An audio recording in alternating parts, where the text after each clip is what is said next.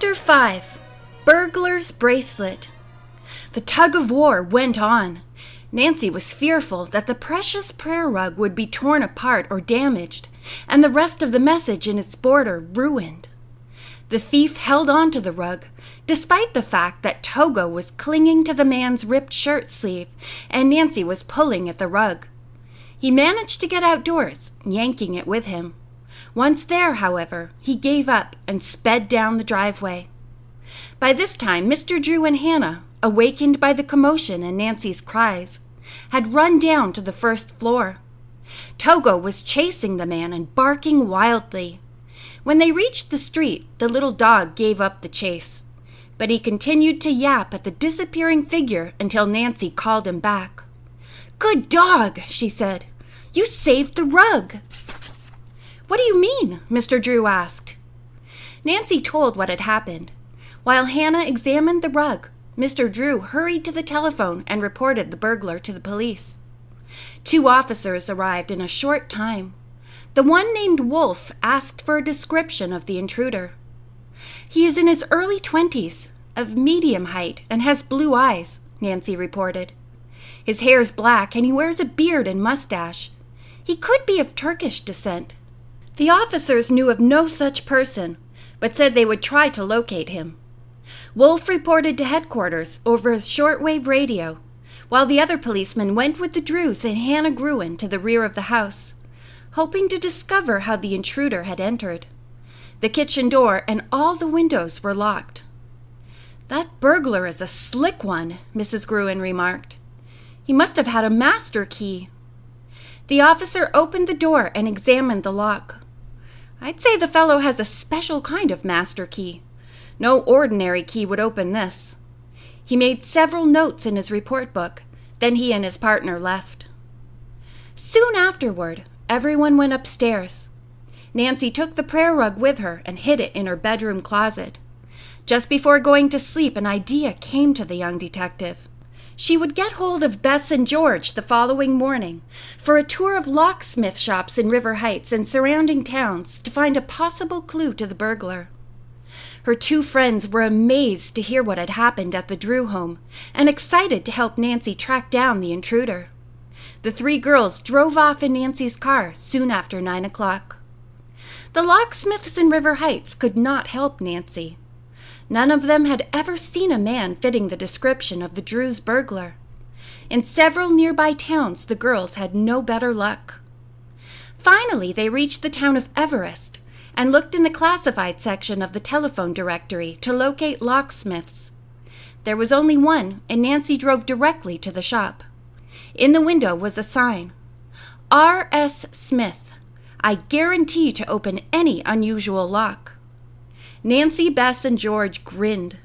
George remarked, "That's almost like advertising you're a super-duper burglar."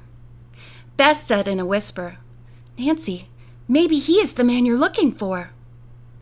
R.S. Smith was a tall, blond, good-natured man who in no way resembled the Drews' intruder.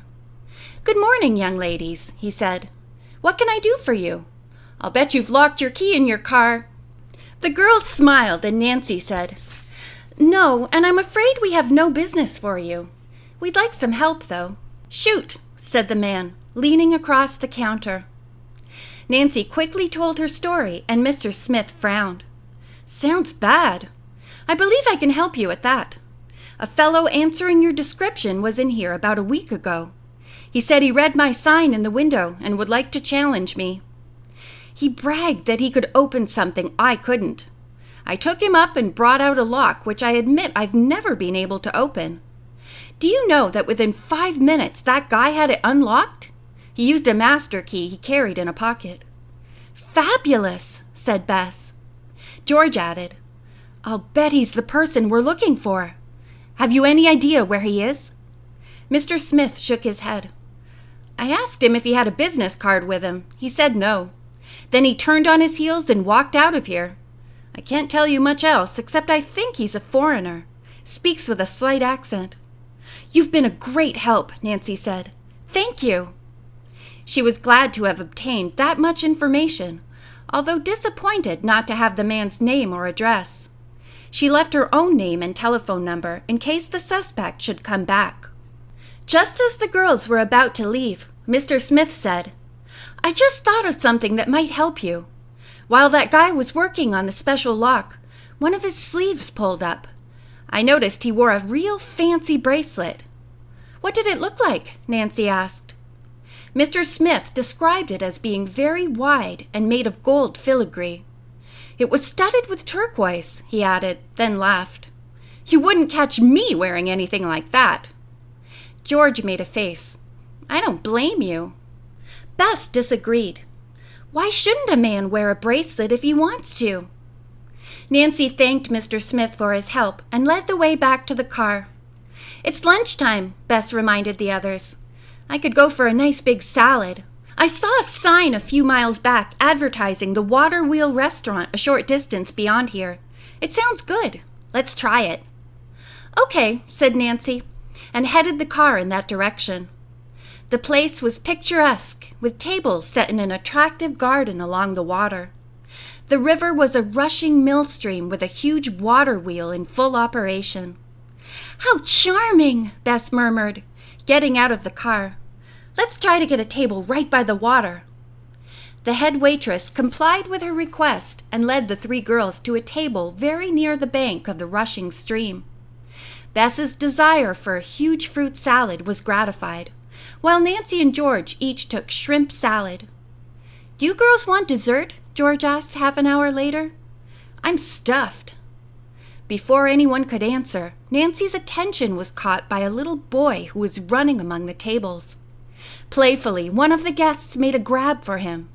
In dodging out of the way, the child came so close to the edge of the bank that he lost his balance and toppled into the water. "Oh!" cried Nancy.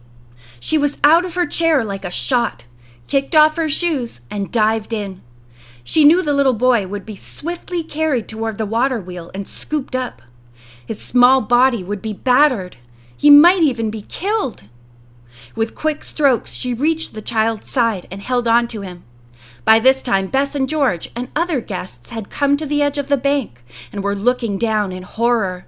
"Hypers!" cried George. "I'd better go in and help." The combined strength of the two girls kept them and the boy from being swept closer to the water wheel. They staggered to the side of the stream, where Nancy handed up the child to Bess. Then she and George, grasping vines and jutting rocks, managed to pull themselves to the top. There were cries of relief and praise from the crowd. The little boy's mother and father had run out from the inside dining room of the restaurant.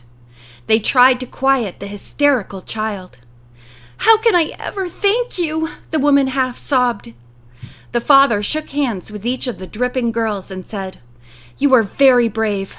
God bless you both." By this time, the owner of the restaurant had been summoned. She at once asked Nancy and George to follow her inside and took them upstairs to a bedroom. The woman gave them robes and said she would put their clothes in her electric dryer. A little later, she appeared with the girls' clothes, shoes, and purses. A waitress carried a tray of hot tea. They thanked her, and Nancy said she wanted to pay for their lunch checks. "I guess we've lost our appetite for dessert." The woman smiled. "The little boy's parents were so grateful they paid for your lunches," she said. Both of them felt they should leave and get their son home as soon as possible. George chuckled. "Kind of a risky way to earn a free lunch," she remarked. "Yes," the woman said. "I hope nothing like this ever happens here again." Bess was waiting for the girls when they came downstairs. Even she had not been tempted to order dessert. "My heart's been pounding from the scare for the past half hour." She and the others headed for River Heights. Bess and George expected Nancy to take them to their homes, but instead she turned down an unfamiliar side street and presently stopped. "Where are we headed now?" George asked. "The Curtis Realty Company. It collects the rent from the shop that used to be Farouk Tahmasp's. I want to ask if they know what became of the mannequin." Bess and George decided to wait in the car. Nancy entered the Realty Company office. The only one on duty was a smart-alecky young man. "Looking for an apartment?" he asked with a smirk. No, Nancy replied, and did not smile back. The tailor shop on Satcher Street, which you are leasing, used to be rented by a rug dealer, and I— Oh, I remember that guy, the young man interrupted. Funny fellow. Never laughed. Nancy thought, Farouk probably didn't like this wise guy's brand of humor and didn't laugh at it. You may recall that he had a mannequin in his window, Nancy continued. I'm trying to find out where it is. Alex, the young man said, thumping himself on the chest. Alex would say Farouk buried her in the cemetery.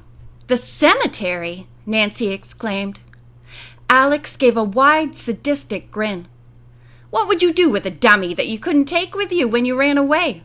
Suppose you thought too much of her to give her away or sell her. You'd bury her. Nancy was stunned by such a thought. She was about to turn and leave, but stopped and said, Please give me a straight answer. Have you any idea where the mannequin is? No. When Nancy reached the street, she saw the little tailor running toward her. He looked very excited. Waving a hand back toward his shop, he said, Come with me. I help you. End of chapter 5.